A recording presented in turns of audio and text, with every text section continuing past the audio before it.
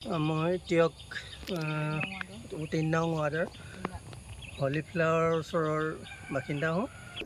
টিয়ক হাই স্কুলৰ বেক চাইডত বানৰ তাণ্ডৱ লীলা বৰ্তমান এনেধৰণে সহায় কৰি আমাৰ এই চাউদাংগাঁও আমাৰ সমন্বয়পুৰৰ সেই আপোনালোকে নদীখন দেখিছেই।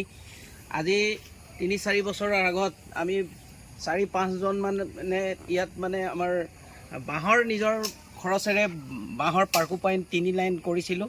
সেইমতে আমাৰ বাচি আছিলে, কিন্তু এতিয়া এই পাৰ্কোপাইনবোৰো মানে পানীয়ে উটুৱাই লৈ যোৱাৰ পিছত আপোনালোকে দেখিছে এয়া গৰা কিমান প্ৰায় ৬-৭ ফুটমান গৰাই লৈ গুচি আহিলে।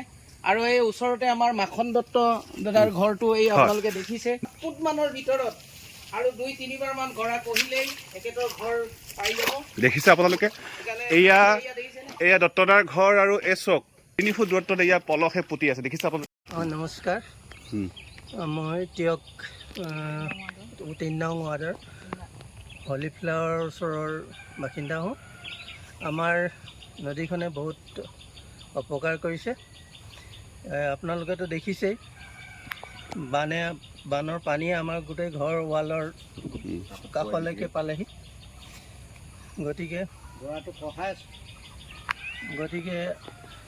প্ৰশাসনৰ তৰফৰ পৰা কিবা আমাক অতি শীঘ্ৰে কিবা এটা সকাহ দিলে, কিবা বাঁহৰ গোজ দিওঁ, নতু পানী অলপ যদি শুকায় তেতিয়াহ'লে বা জিঅ' বেগ দি যদি আমাক ৰক্ষা কৰিব পাৰে তেতিয়াহ'লে আমি নিশ্চয় উপকৃত হ'ম।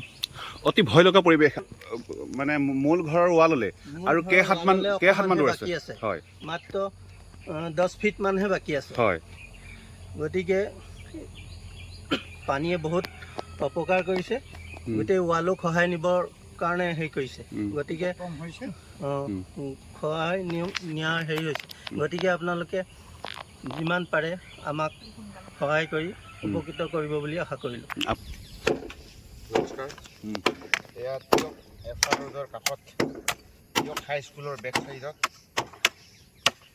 বানৰ তাণ্ডৱ লীলা বৰ্তমান এনেধৰণে সহায় কৰি হাই স্কুলৰ এইফালে। গতিকে আমি বাঁহৰ বস্তা দি চাইছোঁ। আমি টাউন কমিটিৰ প্ৰশাসনক জনাব বিচাৰিছোঁ এই যুগতে আপোনালোকে অকণমান আহি দেখা সাক্ষাৎ কৰক কি পৰিস্থিতিত আছে বৰ্তমান, আৰু আকৌ যদি পানী আহিবলগীয়া হয় তেতিয়া পৰিস্থিতি আৰু অতি বিষম হ'ব যেন লাগিছে। আশা কৰিছোঁ আপোনালোকে আহি ইয়াত চাই গ'লে বেছি ভাল হয়। অতি বাৰীত মানে পানী হৈ গ'ল, ইয়াৰ পৰা গৈ পেলাই মটৰ বেয়া হ'ল, লাইট নাইকিয়া হ'ল, অসুবিধাতে আছিলোঁ। তাতকৈ যদি পাৰে কৃপা কৰি চৰকাৰীজন চকু মেলিছে।